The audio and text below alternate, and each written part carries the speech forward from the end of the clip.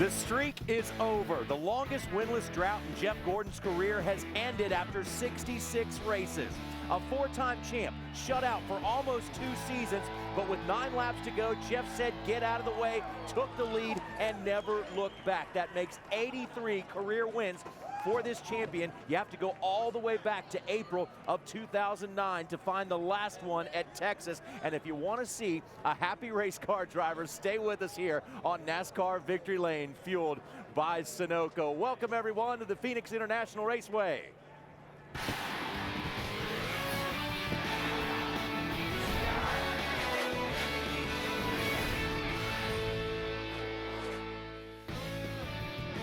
Such a long time for a champion who is used to winning. Jeff Gordon makes it back to victory lane after a long absence, and boy was this a popular victory here at the Phoenix International Raceway. Welcome everyone to NASCAR Victory Lane, fueled by Sunoco. He is race car driver Kenny Wallace, he is Kyle Petty, and behind us is one of the happiest guys ever to have a monkey off his back, just a weight lifted off his shoulders. And you got to go back to the race shop. It's that man right there, Mr. H, they call him Rick Hendrick.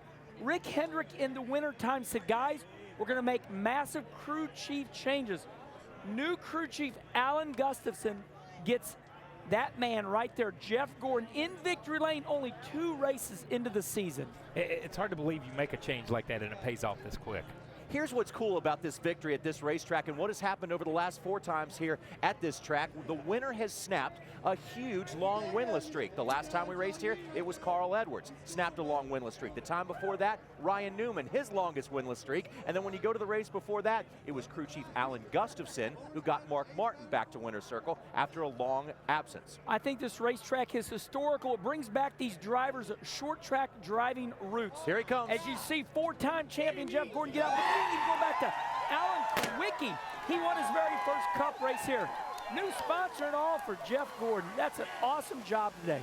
Not just the drive to end hunger, but also the drive to end the longest winless streak in this champion's career. Crew chief Alan Gustafson definitely needs to take a bow on this one because Jeff not only won this race, Kyle, but he was dominant as well, led the most laps. Yeah, early on, they didn't have the greatest qualifying in where you see Mark Martin come in to congratulate him right there.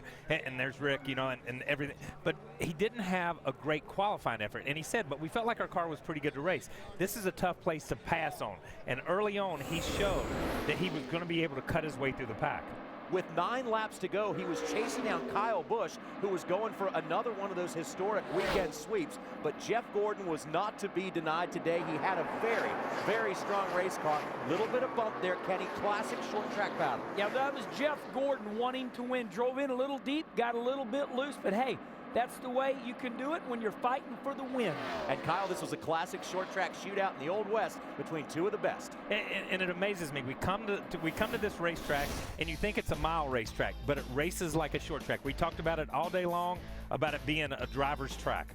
How about this? Jeff Gordon now ties Cale Yarborough for 5th on the all-time race winners list. And look what he has to do to get up into that 3rd spot. Couple more victories will put him up with the greatest. And this tells you just how good Jeff Gordon is. I mean, he's a 4-time champion. He's won a lot of races. Kyle, pretty soon, looks like he might move into 3rd place. Really fast if he keeps this momentum up. You know, he should have won 2 or 3 races last year. We talked about it. He had an opportunity early in the year, couldn't capitalize on it, and then just got frustrated. This year with the changes they've made, there's Jimmy Johnson sitting in there, but this year with the changes he's made, he's come out and he's been rejuvenated. He run good at Daytona the whole time he was there. And if you look at Jeff Gordon, he still has a lot of racing left in him. Anybody that says Jeff Gordon is one of the old guys, and he says himself, he says, hey, I'm one of the veterans around here, but the guy still has a lot of driving left to go. Yeah, but you know, when you get older, you also get smarter. You don't have to be brave to drive one of these race cars. It's all about getting your car to handle. That man right there, Mr. Rick Hendrick, he is the catalyst. He is the team decider. He is the owner. And he's one of the reasons I believe Jeff Gordon is back in victory lane after a 66 race drought. And Kenny, I think you got that exactly right. One big reason why Jeff Gordon is back. When we come back, we will show you exactly how Jeff Gordon got it done today at Phoenix and also talk to the guys involved. Congratulations from 5-time. We'll be back with 4-time in a moment. NASCAR Victory Lane is fueled by Sunoco, the official fuel of NASCAR. Put the fuel of NASCAR in your car. Brought to you in part by Allstate. Dollar for dollar, nobody protects riders like Allstate. Are you in good hands? And by Cheerios, 100% natural whole grain oats in 1 single gram of sugar.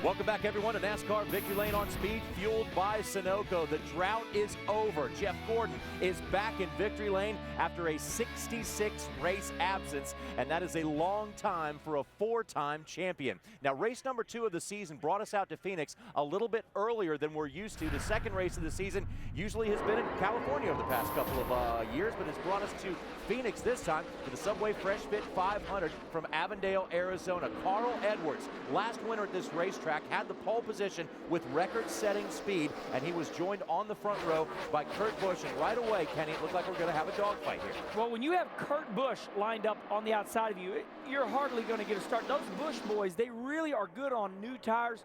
Here we go. 11, rattling the cages, Dale Earnhardt would say, of the 22 and gets by him. The 22 starts to fade a little bit of Kurt Busch. And the 11 car, Denny Hamlin, we know how he ran here the last race. So I think early on everybody thought, okay, Denny's going to pick up where he left off. Only took 11 laps for Denny Hamlin to get into the top 10. And here we go, 3-wide racing. Not a lot of real estate here, guys, but they used every bit. That's why everybody likes this racetrack. Look at that, 3-wide, it's clean, everybody goes on. It's a beautiful racing facility. Jimmy Johnson started back in the pack, but joined the party at lap number 31. Watch Trevor Bayne, your Daytona 500 champion, and he is out early. I hate to say it, Kyle, it looks like he pulled up too quick. Yeah, that almost appears to be, and he is a rookie, so let's be clear, a rookie mistake.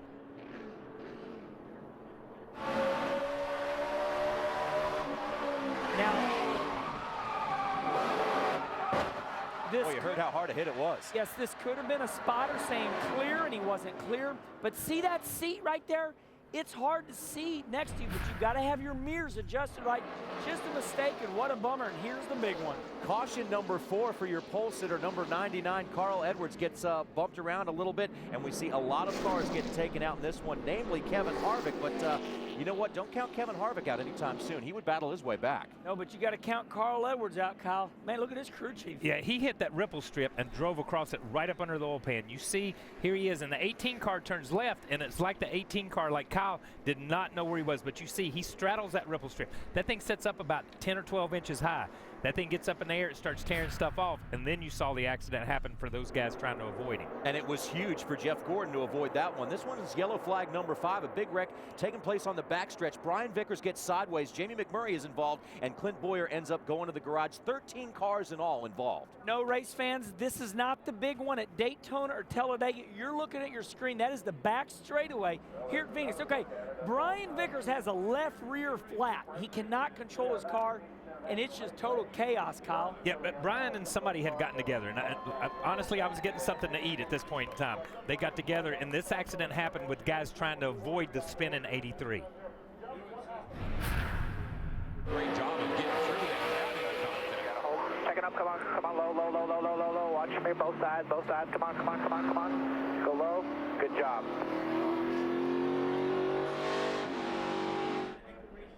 Another look here as Dale Earnhardt Jr. made it through. Remember last week he had a little bit of trouble communicating with his spotter and avoiding a wreck, but this time did a masterful job, both spotter and driver. We've looked at this replay 20 times. What happened is Matt Kenseth just gets a little loose, Kyle, but what happens is it aligns on Brian Vickers' left rear tire, flattens Brian Vickers' left rear tire. And Kenny, and you drove this racetrack, had a great run yesterday, finished 10th. The racetrack gets very narrow because everybody goes to the inside right there, and nobody had any place to go once the first car was spun. Now, it has been a little while since we've seen Tony Stewart in victory lane, but here looked like he might be the one to beat today as he passes his teammate and the winner of this race last year, Ryan Newman. Tony's an incredible driver here at Phoenix. He's had a lot of success back in the USAC days, all types of different cars. I would say Tony Stewart knows every nook and cranny of this racetrack. So the number 6 car being piloted by David Reagan, lap number 127, blows a tire, and he is into the wall hard. This is a hard hit. Yeah, this is one of the hardest hits I've seen in a long, long time because that thing pops at just the wrong time. Goodyear thought that a bead had blown out because of the heat in the brakes, and we heard people complain all day long about the heat, but that thing hit a ton. You see this thing, it gets up, it comes back across. I mean, he's just riding right here. And you know, the next thing that's going to happen is there's going to be a soft wall right there. That's a shame there was not one there, and he got banged up pretty good. 6 champions between these two, 6 championships is what I'm trying to say between these two drivers as they battle up front. And it looked like Jeff Gordon was definitely the class of the field at this point, and he was zeroing in on leading the most laps. I think at this point in time, Tony had led, the 24 had led. We'd had these guys who were, you look at Tony and the 24 and Kyle Busch, these guys all run in the top 5, so you begin to sort out, and you knew your winner was going to come unless something drastic happened from those 4 or 5 cars. Here's another thing to think about this race. This is the last time we're going to see this pavement and this configuration at this racetrack because it's been 20 years since this surface has been down. They're going to tear it up and reconfigure it, but this definitely is, and we've been seeing throughout the first half of the highlights, that it's a definite driver's racetrack. Well, looky here, race fans, right here live on NASCAR Victory Lane. Kyle, they're not messing around. They're tearing it up now. I'm going to tell you what, I bet Jeff Burton wished he had that piece of Caterpillar equipment out there today while he was driving. But they are tearing it up now, and it's a big deal when you tear up a racetrack, and especially a racetrack this historic. They're talking about tearing it up, repaving it, and doing some reconfiguration to it, putting a little bank in it, down in turn 1, maybe a little bit down in 3 and 4, but changing the dog leg in the back. So many great drivers have run here. We were talking, Kenny Schrader has won more races here than probably anybody else in all the series that he's run here. So it's a very historic track. So when you start tearing it up, it is a big deal, and especially on a reconfiguration. I'm rooting for Kenny Schrader to get a grandstand named after him here. He should. And they should name one after Kenny Wallace as well, because he's going to go out there and drive that bulldozer, get behind that steam shovel and rip that thing up, right? I would love to do it. Let's go. Try to do some damage, but we'll see how much more damage we can do as we take a quick break here on NASCAR Victory Lane, fueled by Sunoco. When we come back, the second half of the highlights will show you exactly how Jeff Gordon got it done. Back it up, back it up, back it up. Right in the middle of it, guys, right in the middle of it. Hold on to it here. Just behind. Cautious out, cautious out. Welcome back, race fans, to NASCAR Victory Lane on speed, fueled by Sunoco. There you see the 4-time champion and his big cactus trophy getting ready to celebrate a long winless streak coming to an end. Let's pick it back up, second half of the highlights. 312 laps, 500 kilometers made up this race today. And now we're going to check out how Jeff Gordon was getting it done. It's the drive to end hunger, but also the drive to end a winless streak. And boy, he was on the rails. And I think one of his reasons that he won today, he could go down into the corner, really go in fast, and he could turn the front end and really get in the gas with a lot more forward. But look at there, Kyle. Comes off like just straight up off the corner with full throttle. Yeah, he runs straight up off 4 all day long, and that's important to get up off of 4 good. But what sets up the exit of 4 is the center of 3 and 4 down there. And as you say, Kenny, he rolled through perfect. So there we see Joey Logano in the number 20 Home Depot Toyota. He did not start off well very early in the race. He had a rocker arm problem or a valve problem, something of that nature, but then it eventually gave way because he was running out there underpowered. But the significant part of this caution flag comes from the number 48 team. Guys, this was not the kind of pit stop they were looking for. Because this guy wins so many races and is so famous, we overdiagnosed. They have a right front problem. He's leading the race, running in the top 2, and this happens. Drops him all the way back to 8th or 9th. Kyle again. I don't know if we overdiagnosed, but all we heard all winter was how the 48 had worked on a pit crew. They had a first string and a second string. On that stop, they should have gone to the 3rd string. Because I'm going to tell you something. They dropped the ball again for this team, and you can see Chad's disgust with it. He is not impressed, but let's go back to the restart now and check out. There you got Kyle Busch up front, but also Jeff Gordon gets a fantastic restart. And I really think Jeff Gordon's rear shocks, I don't want to get too technical, but he had so much forward bite, meaning that he never spun the tires. He could really get in the gas good. And on the restart, boom, there he goes. Let's take a little look at a little close call here for the number 5 of Mark Martin, a very recent winner here. Paul Menard is on the outside of Mark. Mark gets a little loose up into Paul, but they both, well, were not too worse for the wear after that. Mark's car had already had some damage, and he pushes up up towards Paul, and when he tries to turn it, he gets into him, and the thing gets sideways, and Mark drives the wheels off that thing to get it straight. I'm telling you what, he may be 50-some years old, but he's got the reactions of Trevor Bayne. And Mark, that's some of that back road Arkansas driving there. Let's listen to some pit stop strategy. Middle back stretch, bring it to us, 4,800 at the line. 30 to go. Kyle Busch comes in first. Remember, fans, he's trying to sweep the weekend. He's won the Camping World Truck Series race already in the Nationwide Series race. Now he's going for the Cup race. And Kenny, he had a pretty darn good shot. Because Kyle Busch is the very first one on pit road, this means he's going to have fresher tires. Here Jeff Gordon comes in. He comes in leading the race. And don't you know Jeff Gordon is holding his breath saying, please don't mess this up. Again, with about 30 laps to go, Jimmy Johnson's in, and with only 14 cars on the lead lap at this time, those guys are going to get it back out there and not have too much work to do to get back up front. No, you know, these guys, they pitted about a lap after the 18. So the 18, they didn't want to lose. But here's the path for the lead. Jeff was rolling so good through 3 and 4. He got position, just as Kenny said. Drives straight up off the corner. As you see him get down in this first corner, he just drives it down in there. Thing gets a little bit loose. He washes up the racetrack. And I'm going to tell you, Kyle gave him plenty of room. And from there, it was Jeff Gordon. Alan Gustafson says, man, that's my driver. Look at what he just did. And we're going to show you another look at what he did as he gets on the back of Kyle Busch just enough to get him loosened up and then takes the low side around. And it's this right here that can win him the race. Wide open up off the corner, doesn't spin a tire, and that will win you races. The streak is over at 66. What a relief for Jeff Gordon, and what a great way to start the season for new crew chief Alan Gustafson. Jeff Gordon stayed out there, got out of the car, and waved to the crowd for a long time because that was a long time coming. Let's take a look at the finish of the Subway Fresh Fit 500 here at Phoenix. It's Jeff Gordon, Kyle Busch, and Jimmy Johnson. Kevin Harvick bounces back in a big way from a disappointing Daytona, and the winner of this race last season was in 5th place, Ryan Newman. I tell you, A.J. Allmendinger, good run. Good solid run. He had an 11th place at Daytona. Here he is 9th here. Good solid. And Earnhardt Jr. worked his way back and had a top 10. Not a bad finish at all for Denny Hamlin, Matt Kenseth, or Mark Martin. Martin Truex Jr. in the 14th spot. Keselowski, Ambrose, and Menard up in the top 20 as well, along with Casey Mears, who missed the Daytona 500 and came back for a top 20 finish. Labonte, Gilliland, Bill Elliott, and Skinner was in the 32. Tony Raines was in the 25th spot, and then it was Burton, Boyer, Edwards, David Rudiman, and Brian Vickers had a little trouble early on in the race and ended up finishing in the 30th spot. And now we get down to everybody that was involved in the big wrecks. Of course, Andy Lowley, Joey Logano blew a motor, Reagan Smith, and Kyle, basically everybody was in the wreck. Yeah, when you look at it, I think 7 out of the top 10 finishers at Daytona were in this wreck and got some damage from that. So the points are going to shake up just a little bit.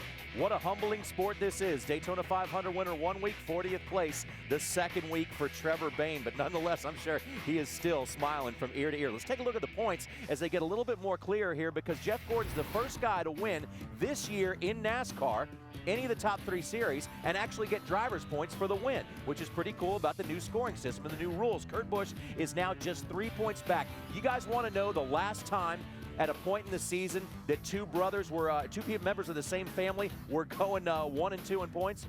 When was it? Got to go back to Davey and Bobby Allison. That's pretty cool. That's way right. back. And Kyle Busch and Kurt Busch are now leading. And here's what I like about this point system. You look at this point system, we've got 3 guys tied for 7th right there. We got 2 guys tied for 5th. We got 2 guys tied for 3rd. And because we're only going 1 at a time, we're going to see these type of ties through the top 25 or 30 all year long. And the tiebreaker is going to be finishing positions. All 4 manufacturers in the top 4 in points, and we got Jeff Gordon coming your way next, here for the 4-time champion about breaking the winless streak.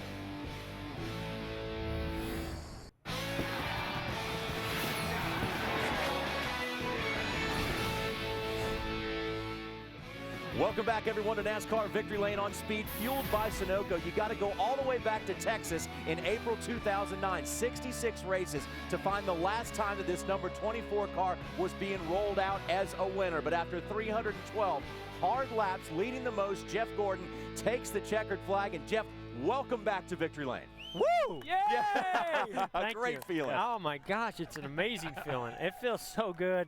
This feeling's not going to go away for a while. Well, until we get to Vegas, I guess. But man, I am so excited. Excited because I just, so many things happened over the off season, a lot of changes. But just looking at all the hard work that went into those changes and some of the testing that we did, and just picking Alan's brain on things and his way of doing things.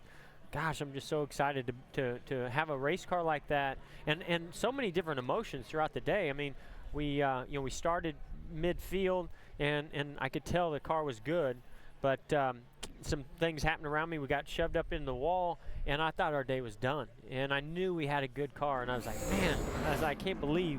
Yeah, the 99 obviously got wrecked, and I didn't know how bad it was. I went to the outside, and man, this car just went straight.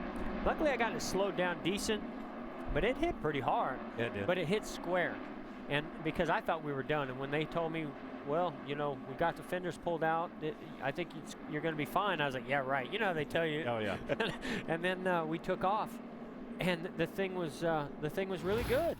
And the crazy thing, and I told Alan this just a minute ago.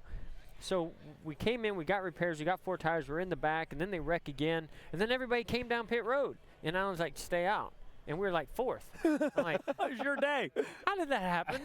And then we took off and drove up and took the lead. I was like, you got to be kidding me. It was that was the kind of day that we had. It was unbelievable. Jeff, you touched on it at the start, saying so many changes.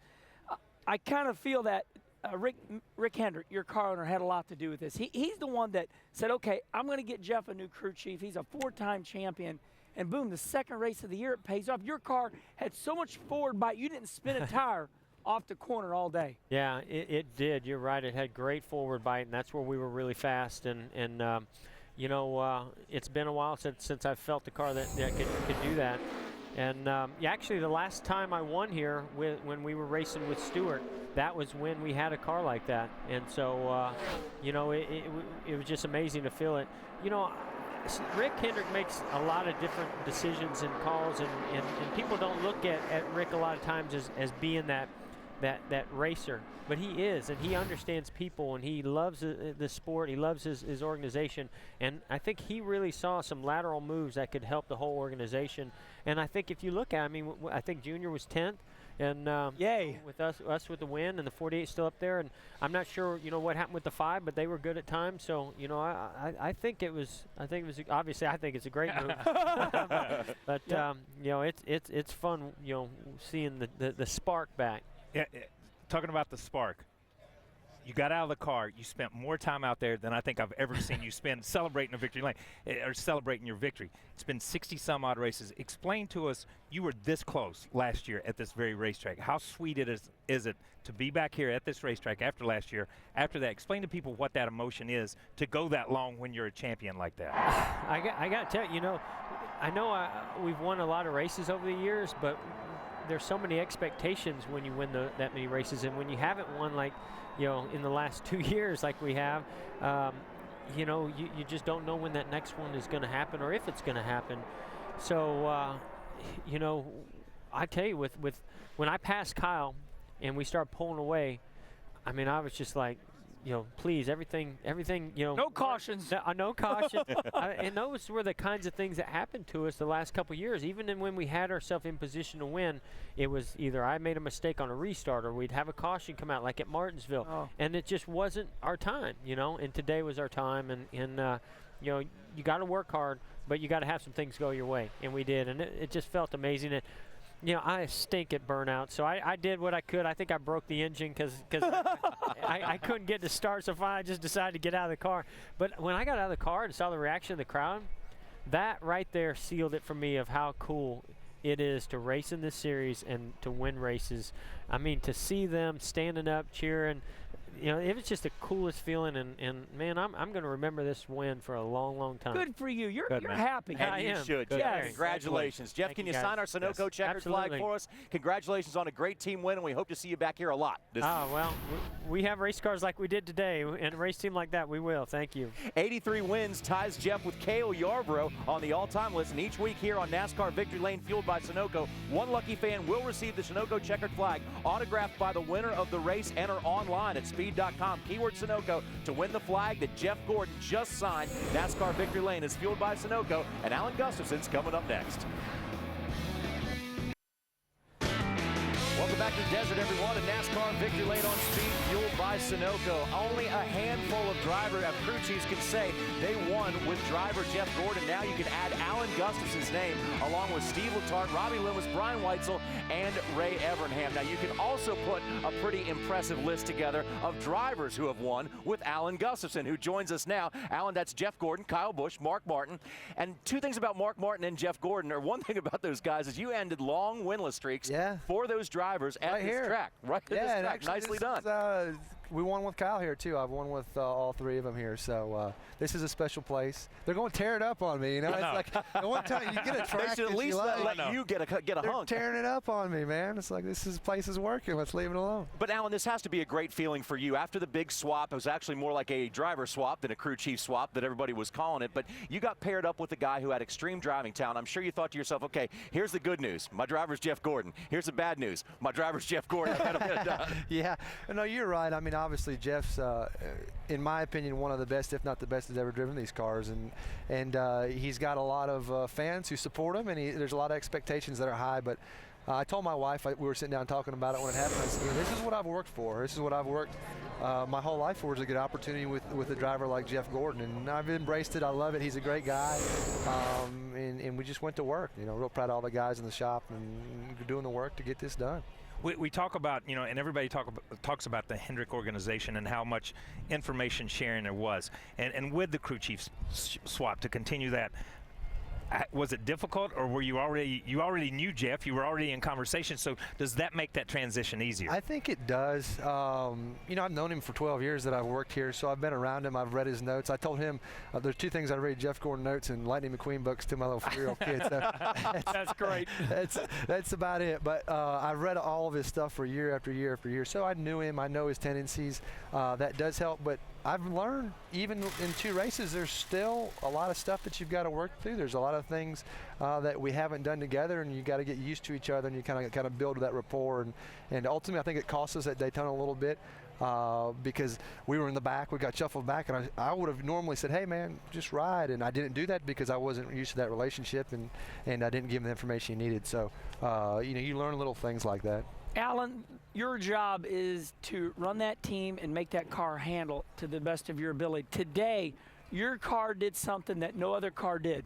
It came off the corner with incredible forward bite. Your car looked different than everybody's. So just tell us, what did you do? If you can tell you right now, I've got it. You can tell us they're tearing up the racetrack. They're not coming back out. Watch his forward bite. That's a pretty picture there, isn't it? I've got to give a lot of credit to my guys. Jeff complained extremely bad about the drive-off in our car from the get-go on Friday, and that's something that we worked on in the race engineers. My 3 race engineers, Tom, and Lee, I said, man, guys, we got to fix it. So we went to work on it, worked hard late night on Friday, and we got it better on Saturday, and we got it real good on Sunday.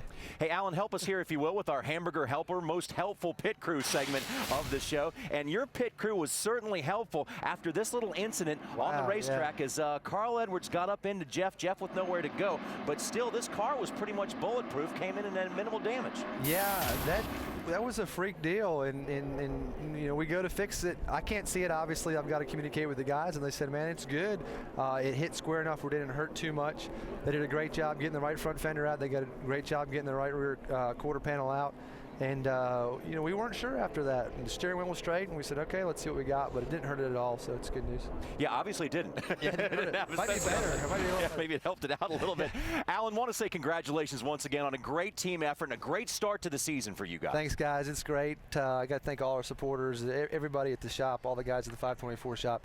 They're the ones that made this happen. We've worked them hard in the offseason. They got it done, so congratulations, guys. Way to go, Alan, and keep up the good work. A win right off the bat here for the 24 team. Now we're going to send it up to Charlotte, and the Speed Center with Adam Alexander to get you up to date on the latest from the world of motorsports. Thank you, JR. It has been a big weekend, no doubt about it. We begin with Round 8. Monster Energy Supercross last night at Atlanta. Rivals, former champions, Chad Reed getting into James Stewart. They were running 1-2.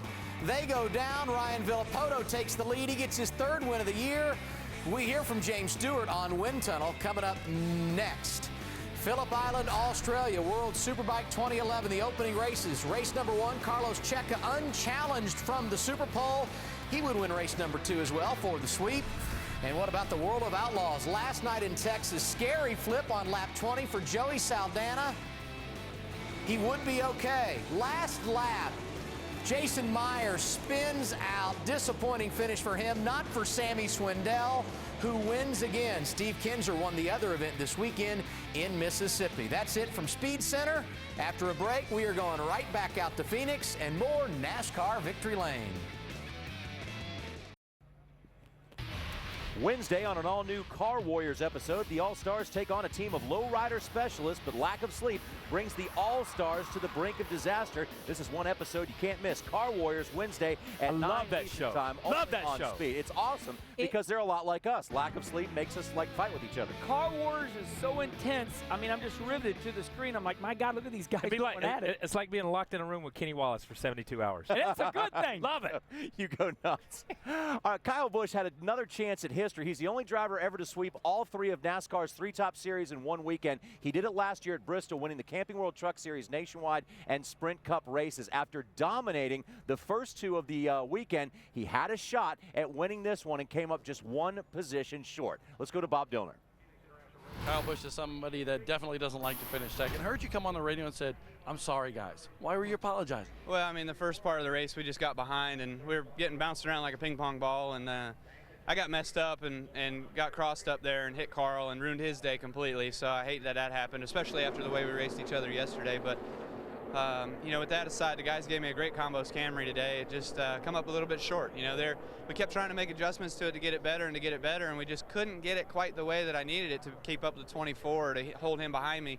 I thought when I got out that far front, I'd be able to hold him off, but he was just so strong, and we couldn't hold him back. So, you know, good to see those guys in victory lane. Those are my 05 guys. So, if anything's good about today, I guess that's kind of cool. A little bump and run there, but that was kind of just incidental.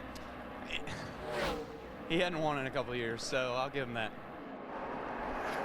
Now, here's one thing about Kyle Busch. No matter what happens over the course of a race, whether it's a truck race, nationwide, or cup race, no matter what happens, don't ever write him off. Like he said, he got bounced around like a ping pong ball, and then he was able to bounce right back and still contend for the win. He almost got it. To me, it's no debate just how good Kyle Busch is. He's one of the greatest of all time. And to win 1 cup race, I mean, let's look at Jeff Gordon. He hasn't won in 66 races. To win one of these things is pretty awesome, Kyle. I mean, he wins in everything he gets in. You know, I go back to Daytona. Look how bad his car was torn up at Daytona, and he just kept driving.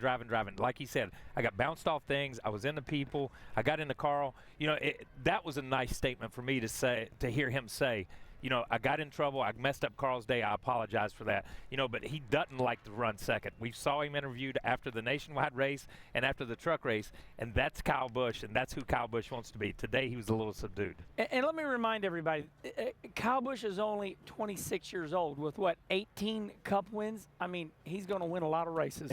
There's a long, bright future and many, many more chances probably for Kyle Busch to do that weekend three-peat once again. Came up just a little bit short this weekend. Want to remind you once again, got another great episode of The 10 coming your way. It is Wednesday night, and you must strap in for a must-see all-new episode of The 10. It doesn't get any crazier than this. Well, maybe it does if Kenny Wallace is involved. The 10 most outrageous moments in NASCAR history. The 10, Wednesday night at 8 Eastern, only on Speed.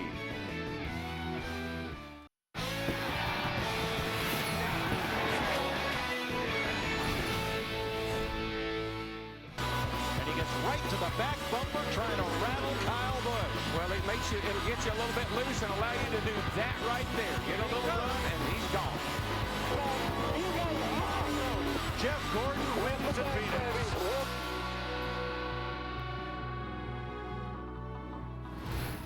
Welcome back, everyone, to NASCAR Victory Lane, fueled by Sunoco. You know, going into today's race, Jimmy Johnson was the leader among all drivers, not just active drivers, with 4 victories here at Phoenix. After a third-place finish, he said it was a great day for Hendrick Motorsports all around. Let's go back to Bob.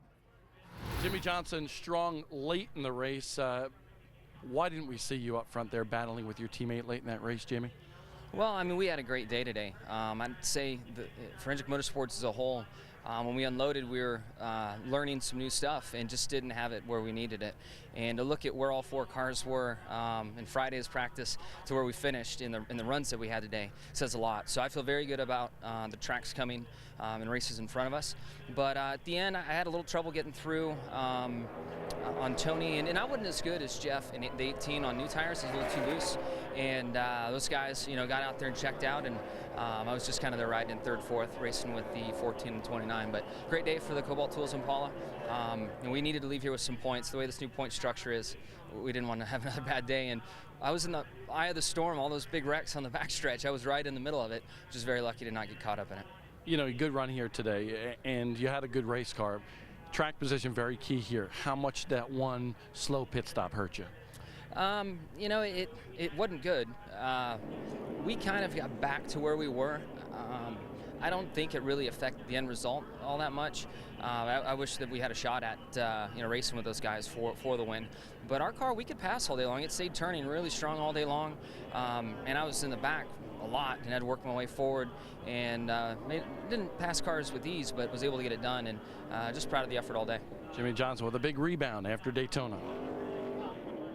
Now, guys, if you think Chad Knaus and Jimmie Johnson are happy with 5 championships in a row, think again. These guys are digging for number 6. And also, they're not going to give up. Remember this time last year, everybody was starting to say after a couple bad races, oh, man, the 48 ain't as good as they used to be. And then they'd go out and kick everybody's butt in Vegas. They do that. They have a tendency to you push them in a corner and they come back out double good. But I think when you look at this, I think this was disappointing for Chad, because I think those guys identified, we heard it from Jimmy early in Daytona, we heard it from Chad, how hard they had worked on the weak links of the team, what they conceived to be the weak links in the team. And the pit crew was one of them. They felt like they'd worked really hard, and then they come here and they have a hiccup again. And I know Chad will be on that all week this week. But one thing we've seen today from Hendrick Motorsports is they finished 1st, 3rd, 10, and 13. So, I mean, that's an incredibly good message for everybody in Hendrick Motorsports. Daytona, it's like Kyle Petty says, it's the Daytona 500 Championship. It's 1 week, and it's a race you put to the side. This week is a message sent and a shot heard across the bow of the NASCAR garage area that Hendrick is back and they're strong. You want to know some impressive numbers about Hendrick Motorsports? Tell me, please. I will give you some impressive numbers about Hendrick Motorsports. This is the 9th win for them here at the Phoenix International Raceway, and the 195th win for Hendrick Motorsports in the Sprint Cup Series. That is a ton of wins. So I want to remind you also, coming up Saturday, the Rolex Sports Car Series thunders into South Florida for the 2nd slam and race of the season. Here, fenders will bang, emotions will run high, and the push for the checkered flag will be intense. So don't miss the Rolex Sports Car Series live only on Speed at Saturday. Back with more in a moment. NASCAR Victory Lane is fueled by Sunoco, the official fuel of NASCAR. Put the fuel of NASCAR in your car. Brought to you in high definition by Funai. Funai, fun and innovative. Experience more at FunaiAmerica.com. And by Hamburger Helper. 1 pound, 1 pan, 1 tasty meal. If you want to know what's going on in the world of motorsports throughout the week, you better tune into the NASCAR Race Hub. Monday, a Phoenix recap and Austin Dillon. Tuesday, analysts Dillner, Dunlap, and Spencer in studio. Wednesday, we have our Hidden Hero Spotlight and our old buddy Randy LaJoie. You definitely want to tune in that day. I'll be. And then crunching Las Vegas numbers on Thursday. Top 5 NASCAR moments from Las Vegas. Now let's take a look at where the 2010 Chase drivers are in points after Phoenix. And guys, it's probably never too early to start worrying about where you are in points, because everybody always says, where are you in reference to the top 12? Well, you look at Kevin Harvick. He finished 3rd last year. To the left, you see 22. That's where he's at in the points right now. But I do want to point this out. He finished 42nd in Daytona, finished 4th, and he was able to cut that in half. So it's still pretty difficult, Kyle, to dig yourself out of a hole. Yeah, and I think with every race that we run, it's going to get more and more difficult, because you've got these guys like Burton and those guys that are so far back because they've had 2 devastating runs. It's tough to go overcome, because these guys now have 70 or 80 points, and now you're sitting back there with, what, 10 or 12 points. Doesn't sound like a lot, but percentage-wise, and we keep talking about percentages, the more you go up, the harder it gets. It is not too early to worry about points, and I'll tell you why. We just heard in our interview with Jimmie Johnson, Jimmie said, after Daytona, I knew I needed to get some points with this new point structure, because once you're outside the top 20, it really drops down much harder than it ever has. So Jimmy said, I was going through the back straightaway trying to miss all these wrecks because I knew I needed to get some points today. So points are a big story right now because, like Kyle taught us all on race day, Kyle, when you fall outside the top 20, really dumps down really bad. And remember, Ryan Newman won this race last year. Jeff Gordon won it this year. If we had this new point system last year, Ryan Newman would have been in the chase by virtue of his win here. So wins are absolutely huge here, and you can ask Jeff Gordon about that. You can also ask Jeff Gordon about what happened last year in Las Vegas. It was one of those near misses for Jeff Gordon. It seemed to happen over and over and over. This time in Sin City, another beautiful picturesque track we're going to next week, and watch the battle between, at that point there were 8 championships between those two guys. Yeah, it was 4-time versus 4-time. 4-time champion Jeff Gordon against 4-time champion Jimmy Johnson. And I think they got mad at each other, Kyle. I think this is where the rivalry a little bit started, because we saw them at Texas when they got into each other. But I'm telling you, Jeff had the perfect race, and when it come down to the end, the way the cautions failed, the way Chad's strategy worked out, he put Jimmy in position. And this was one of those first 2 or 3 races. We could have gotten to the 5th or 6th race, and Jeff Gordon could have been sitting there with 3 or 4 wins. But instead of him, it was the 48 team of Jimmy Johnson sitting there with 3 or 4 wins. And the funniest quote I'll never forget, there's Jeff Gordon, one of the greatest drivers of all time, and he's saying, looks like 4-time got a little mad at me. Jeff Gordon's a 4-time champion, but Jeff was calling Jimmy Johnson 4-time champion. So it doesn't matter. Last year we saw it doesn't matter if it's your teammate or your rival or whoever. We had great headbutting going on and off the track, and we hope to see a lot more of that this year. I think this Have At It Boys is into its 2nd year, and they're going pretty wild. We've seen that today, Kyle. They were wrecking everything. But you know, I think we went to Daytona and we saw a different type of race, and it ended up being a pretty good race, but a really good finish. Come here today, I thought we saw really good constant racing all day long. There was great racing for 4th or 5th and all that stuff, and then you have a different winner. Vegas, I'm looking forward to it.